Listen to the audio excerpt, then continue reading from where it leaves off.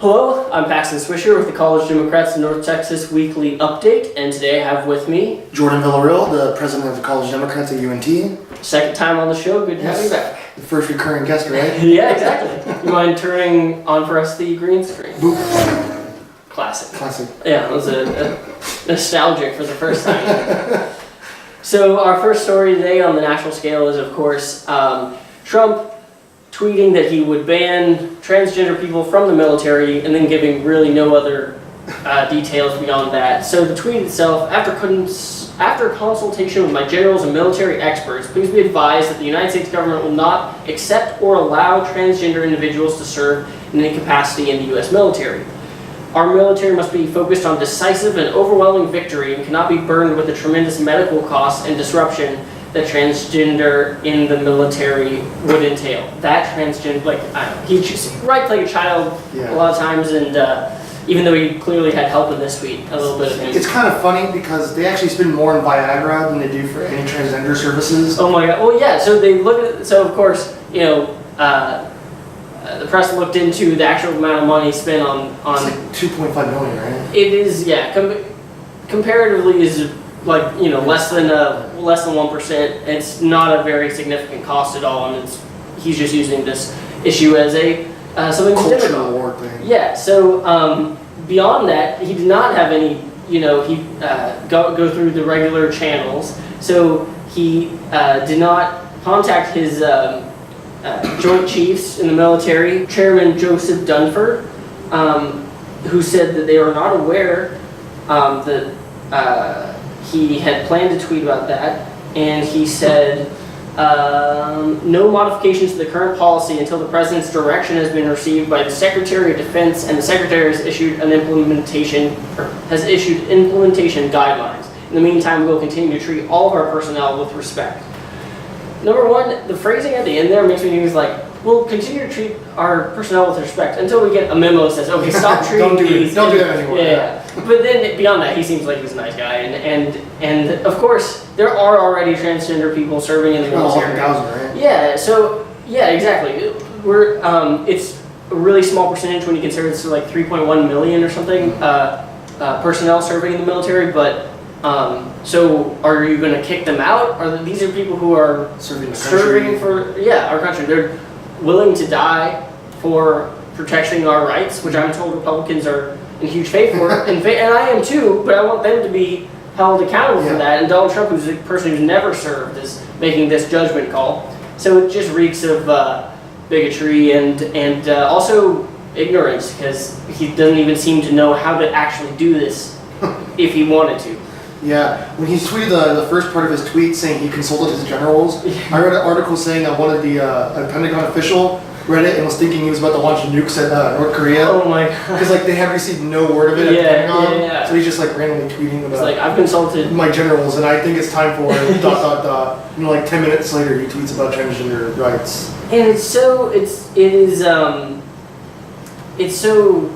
strange just to randomly do that. There's nothing I don't think there's any political calculations he's doing. I think he just decided that that's what he wanted to do, and then he gets Huckabee Sanders, obviously, to come out and protect him, and she claims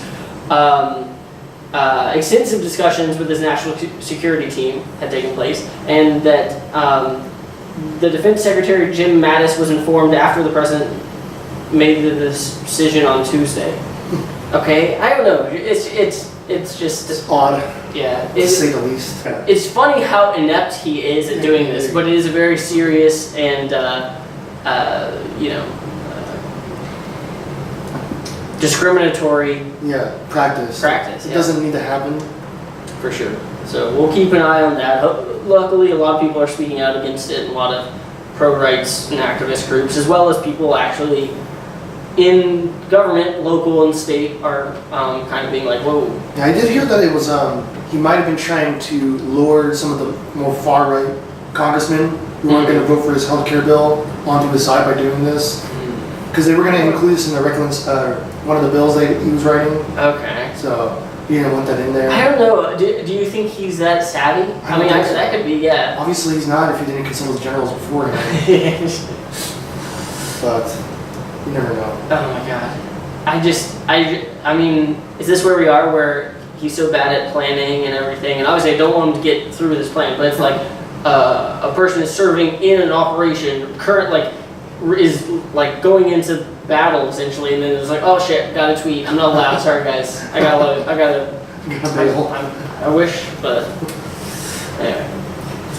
Do you want to tell us about our second story, which has to do with the gubernatorial election. The gubernatorial election. It's a fun word. Extremely fun word.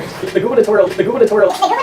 So we have two candidates now. Tom Wakely, he's a pretty Bernie progressive guy. Mm-hmm. He ran for Congress last year against Lamar Smith down near San Antonio.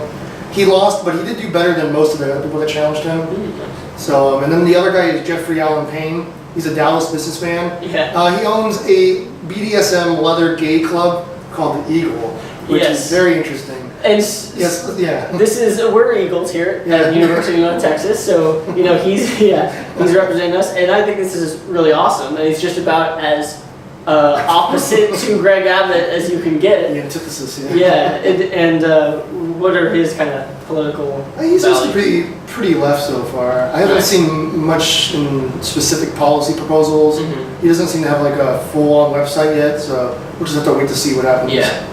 But and this is going to be in 2018? 2018, yeah. 2018. So it'll be something to look for if you're in Texas or if not, but especially if you're in Texas, because Greg Abbott has been doing some really horrible legislation, mm-hmm. and if you are including pushing through the new bathroom bill. Yes, speaking of, so he's backing it now. Yeah. Which more Texans do not support, according to the latest polls.